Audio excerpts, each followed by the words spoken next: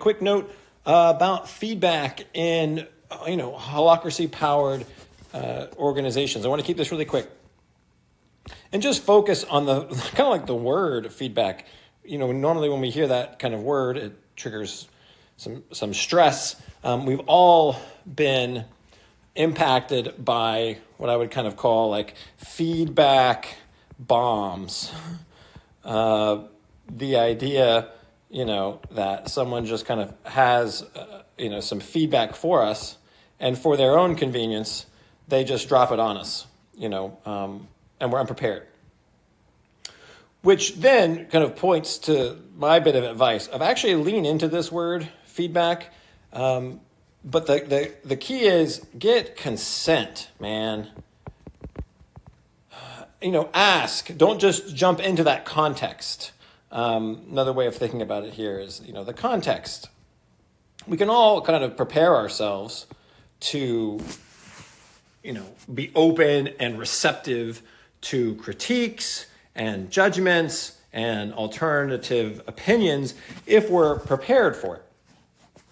So don't, just jump into something, but we also don't want to avoid providing feedback for each other, good ideas, even if those ideas are corrective or we disagree with something. So quickly, a couple of quick ways to do this that I personally like are things like, do you have space for some feedback? I also often like to add, right now. Do you have space for some feedback right now? If not, I'll follow up later. But do you have some space for, or are you available for some feedback? Right? There's the word again, feedback. And often, again, we try to avoid the word because it tends to make people feel a little awkward or on edge. But the reality of it is it's better to give people a heads up, right? If you're going to give someone a compliment, right, you don't typically need to get consent for that. Do you have space to hear some compliments? Some things that I really liked. I'm sure maybe you could do that. So it's understandable that when we say feedback, typically, it's something that we expect the other person might need to prepare themselves to hear, right? Put on kind of their listening ears. So these kinds of questions, do you have space for some feedback right now? Are you available for some feedback?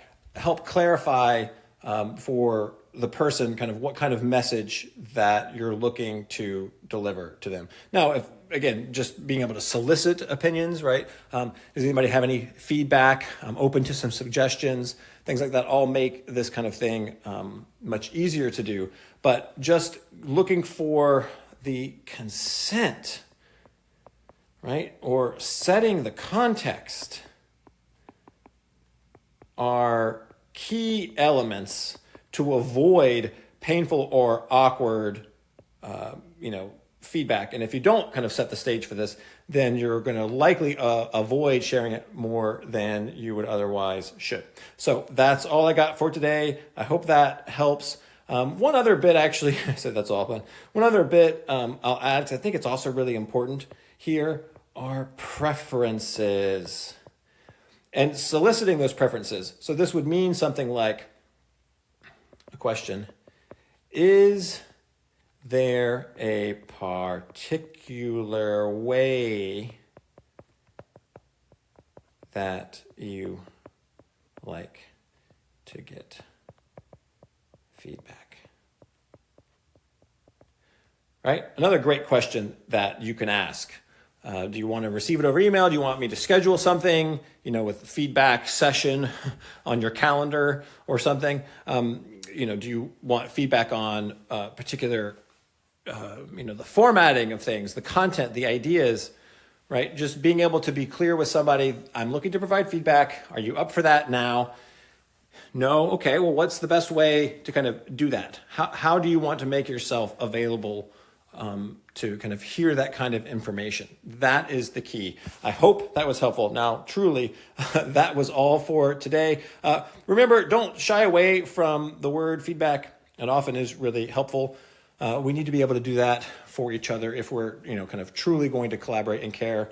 We need to be able to do that. I kind of always think of the metaphor of like someone's got toilet paper on their shoe. Just letting them walk around with that on there is not doing them any favors. It's kind of sacrificing the temporary discomfort you may feel. You're sacrificing, some elements of a healthy relationship just to avoid that discomfort. All right, folks. Hope that was helpful. Talk soon.